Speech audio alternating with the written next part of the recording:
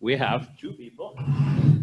Charlie Stevens, who is an attorney and a partner at Michael Best, and he deals a lot with employers who are trying to provide health insurance and navigate that complicated world. And then Jim Tarasovitch, who is the South Region CFO at Ascension.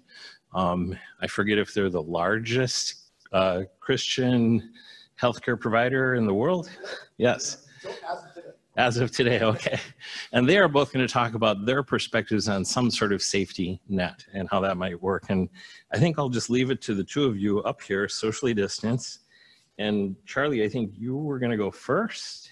That's fine. And then just talk about, some of what you discussed in your chapter, and you guys can sit up here if you want. So. Very good. Thanks, Dan. Nice to see you again, Jim. Nice to see you, Charlie.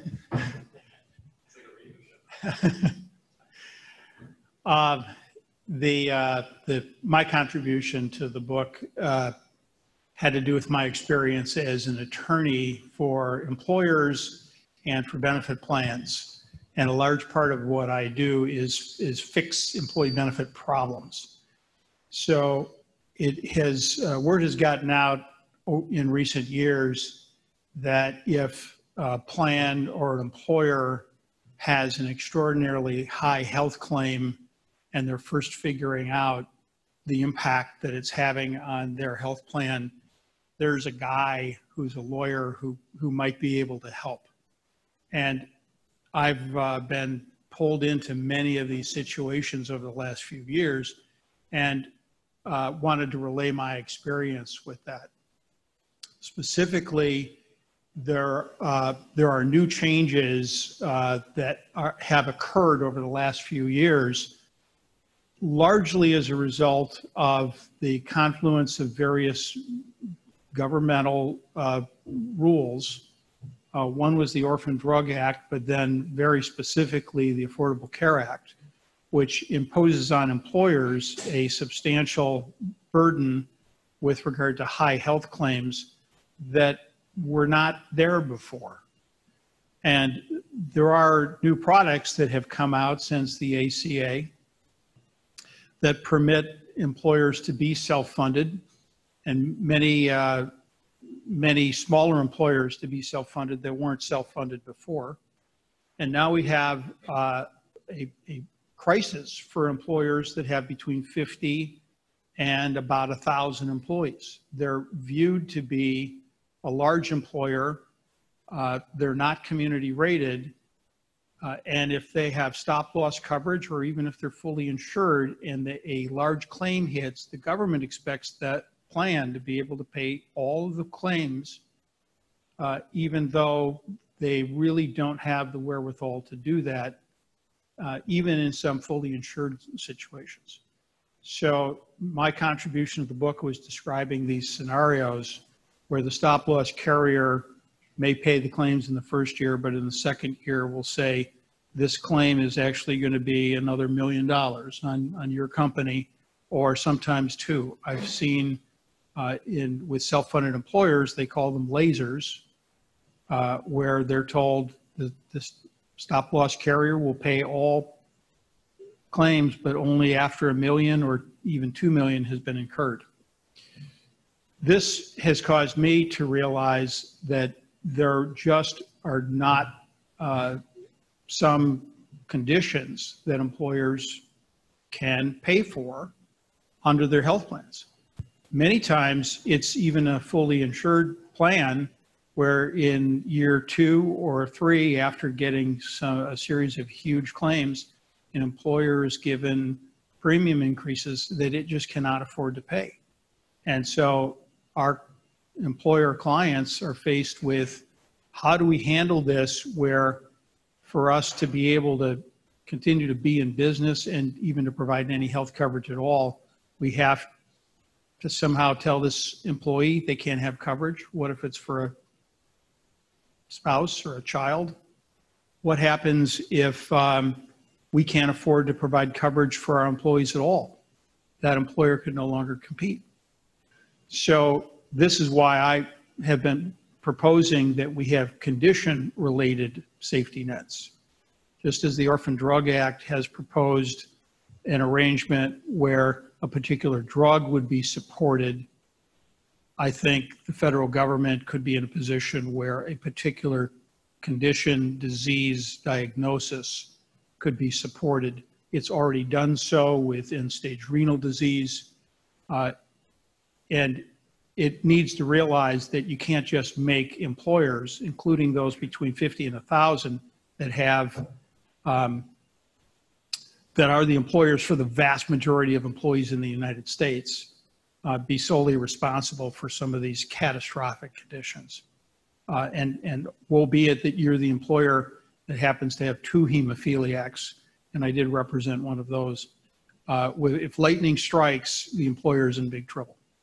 So, Jim, I don't know if you have the provider or hospital system perspective on that, but that's the employer perspective. Well, thanks, Charlie. I do have the hospital perspective. And first of all, I just want to tell everybody, I've been working from home for the last 5 months, and putting a tie on is totally foreign to me. After 5 months, it's surprising. But anyway, but this is just for you, Dan. And by the way, I do appreciate you having Charlie and I participate in the contribution to the book. It was a great experience for me.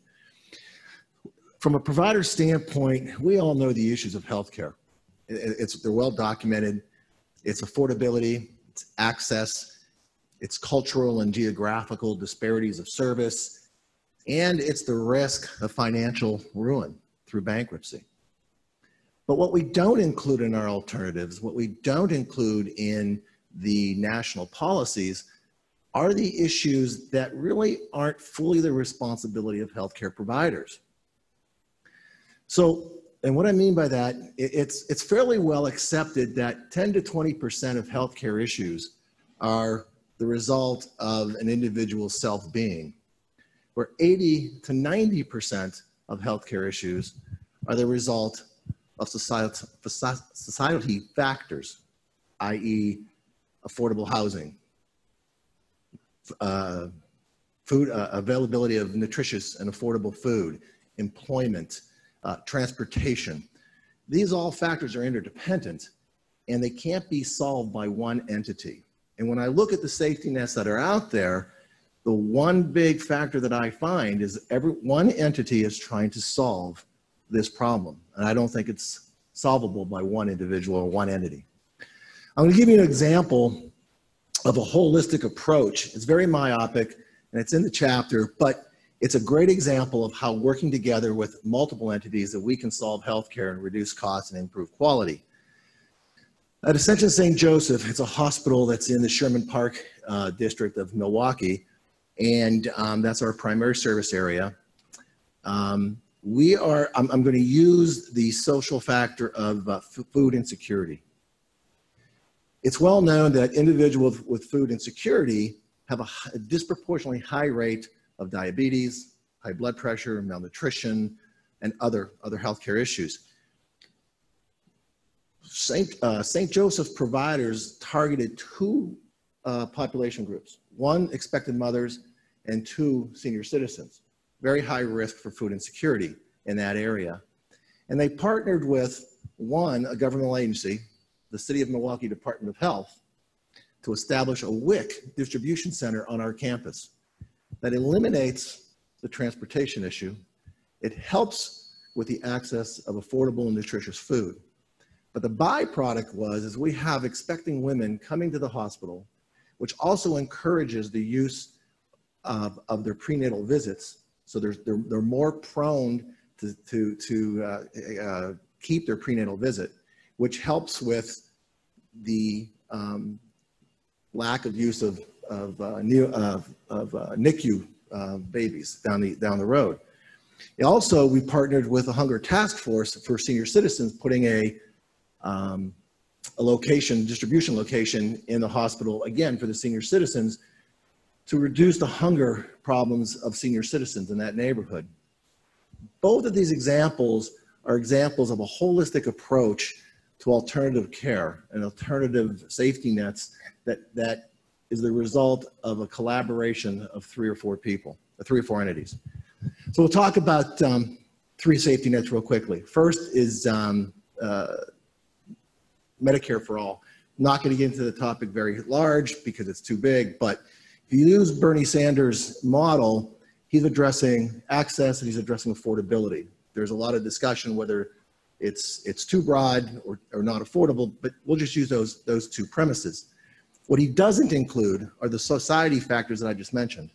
And without that, all we're doing is funding healthcare by one entity with the same process that we have. We're not changing anything.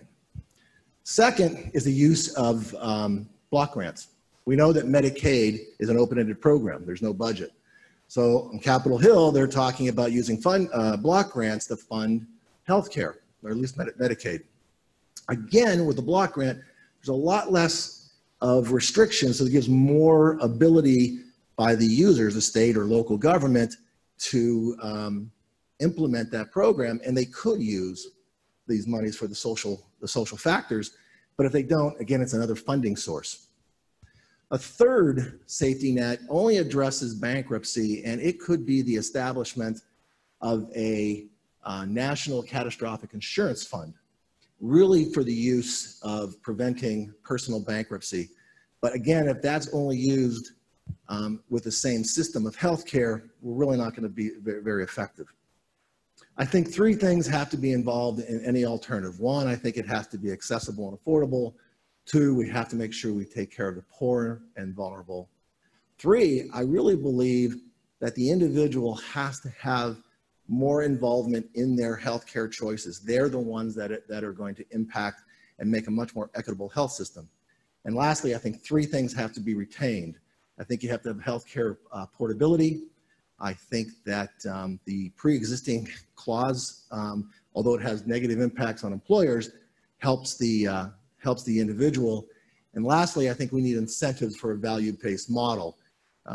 If we continue with the current model of volume-based, per widget, we're not going to change healthcare. A value-based model will promote preventative care, will include the social determinants that I just talked about, and it will, over the long run, reduce cost and increase quality. So that's my viewpoint.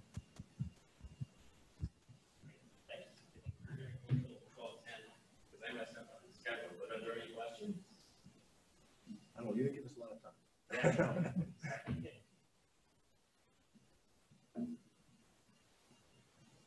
So, with regard to the, is there any questions in the Q&A up here? Otherwise, I'll ask up here. So, let me check the Q&A.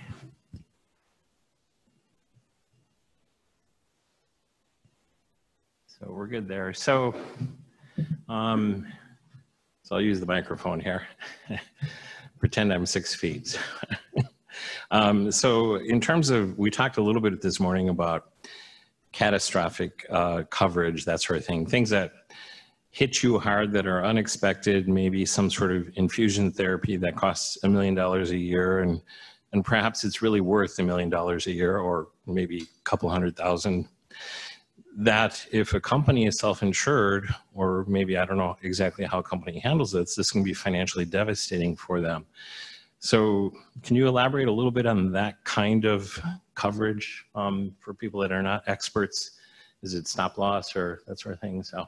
So where government could provide some sort of safety net for situations that could be financially devastating for a patient as well as for a company that's insuring that patient? Well, from the employer side, the largest concern is those things that the carrier raises and causes a problem with. There are many self-funded employers with stop-loss coverage where a big cancer case will come through and the carrier will have understood that statistically so many would have come through and they've set premiums accordingly. So sometimes you don't get a big laser with some large claims. Unfortunately, there are some unique drugs or unique conditions where the employer will be told by the stop-loss carrier, next year, we're not paying those claims until they exceed $1 million or $2 million.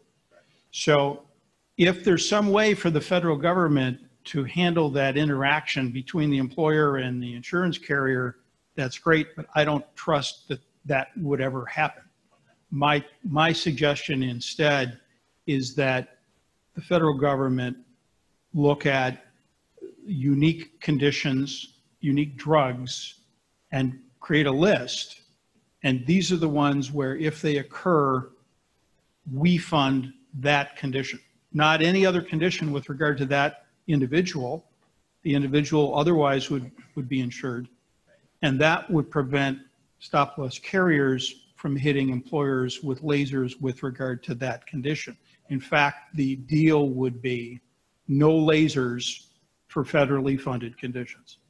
That's my hope, at least. Wow, this is a big topic that unfortunately we're not going to cover in 15 minutes, but Charlie and Jim did a really great job of covering this in a bit more detail in the chapter. So I'm hoping people check that out. Everybody who's here should be getting a copy to look at as well. So there's a lot of great discussion about how a safety net that goes beyond just the discussion about universal healthcare could be structured for these kinds of things. And we're going to talk a little bit later about rare diseases, orphan drugs. These are the drugs that cost $50,000 a year, or a month, but they're actually worth it. But you have to sort of see the justification for why they're worth it. So the real question is, do we as a society want to provide those drugs? And if we do, how do we pay for it? There's got to be a strategy. Otherwise, let's just decide not to do those drugs because that's what they cost. So, but thanks, Charlie and Jim. Thank you.